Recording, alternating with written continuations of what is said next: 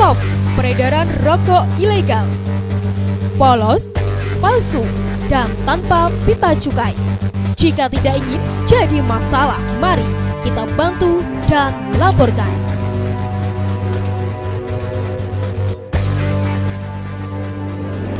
Assalamualaikum dulur Nganjuk. Saya Slamet Basuki, Kepala Dinas Komunikasi dan Informatika. Piye kabare? Sudah bisa berhenti merokok belum? Jika belum dan terpaksa harus merokok, belilah rokok legal. Jangan beli rokok yang ilegal, yakni rokok tanpa pita cukai atau rokok yang pita cukainya bekas atau pita cukainya berbeda atau pita cukainya palsu. Dengan membeli rokok legal, berarti dulur Nganjuk membantu keuangan negara untuk melaksanakan pembangunan dan layanan pendidikan, pelayanan kesehatan, infrastruktur, ekonomi, sosial, dan sebagainya. Ayo, bareng-bareng laporkan peredaran rokok ilegal. Gempur rokok ilegal. Laporkan di sini. Assalamualaikum warahmatullahi wabarakatuh.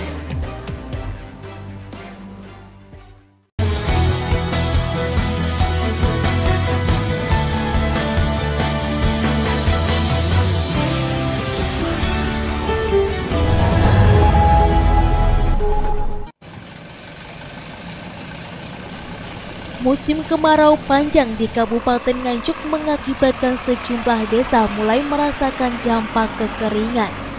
Seperti yang terjadi di Desa Ngepung, Kecamatan Lengkong, Kabupaten Nganjuk ini. Sebanyak 358 kepala keluarga atau 915 jiwa di desa tersebut mulai kesulitan mendapatkan air bersih sejak 1 bulan terakhir. Untuk memenuhi kebutuhan air bersih, warga hanya mengandalkan sumber mata air di tengah hutan. Sebab sumber mata air sumur di sekitar rumah warga mulai surut dan keruh. Meski kualitas air tidak layak konsumsi karena kandungan minyak dan kapur tinggi, warga tetap mengambilnya untuk mencukupi kebutuhan sehari-hari seperti mencuci dan mandi.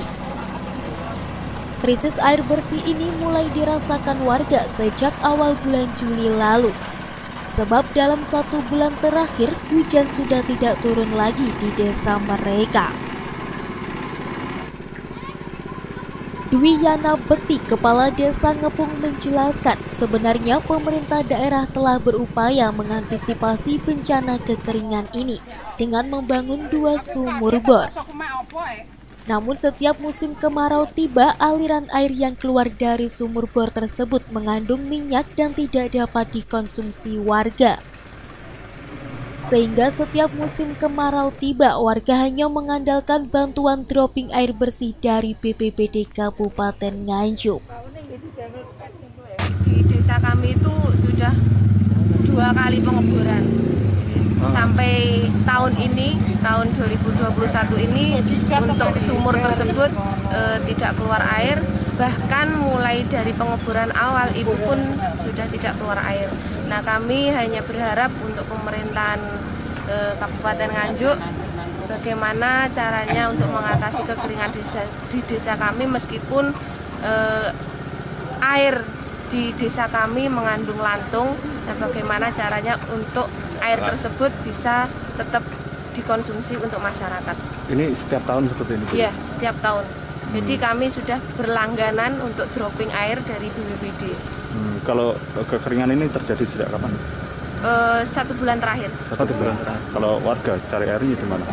Di tengah-tengah hutan. Di tengah hutan. Ya. Jauh Bu dari pemukiman? Kurang lebih 3-5 kilo.